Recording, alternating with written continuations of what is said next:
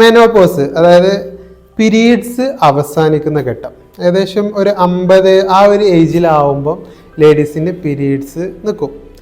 അപ്പം ശരീരത്തിൽ കുറേ ഹോർമോണൽ ബാലൻസിൻ്റെ പ്രോബ്ലംസ് ഉണ്ടാവും, ഉറക്കം കിട്ടാത്ത അവസ്ഥ വരും, പകലാണെങ്കിൽ ഭയങ്കര ക്ഷീണം, ദേഷ്യം വരുന്നു, ആകെ ഒരു മൂഡ് സ്വിങ്സ് ഒക്കെ നമ്മൾ പറയുന്നൊരവസ്ഥ വരാം.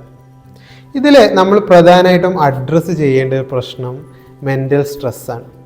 മെൻ്റൽ സ്ട്രെസ്സിന് നല്ല രീതിയിൽ അഡ്രസ്സ് ചെയ്താൽ, പ്രത്യേകിച്ചും MBSR mindfulness based stress reduction, ആ ടൈപ്പ് ഓഫ് മെഡിറ്റേഷൻസ് ഒക്കെ പ്രാക്ടീസ് ചെയ്ത് കഴിഞ്ഞാൽ ബാക്കിയുള്ള അതുകൊണ്ടുള്ള ആരോഗ്യ പ്രശ്നങ്ങൾ, മൂഡ് സ്വിങ്സ്, ആരോഗ്യ പ്രശ്നങ്ങൾ എന്ന് പറഞ്ഞാൽ ചിലപ്പോൾ എല്ലുകളുടെ ബലക്ഷയം സംഭവിക്കാം, അതേപോലെ തന്നെ ബാക്കിയുള്ള കാർഡിയോവാസ്കുലർ ഹെൽത്ത്, അങ്ങനത്തെ കുറേ പ്രശ്നങ്ങൾ സംഭവിക്കാം.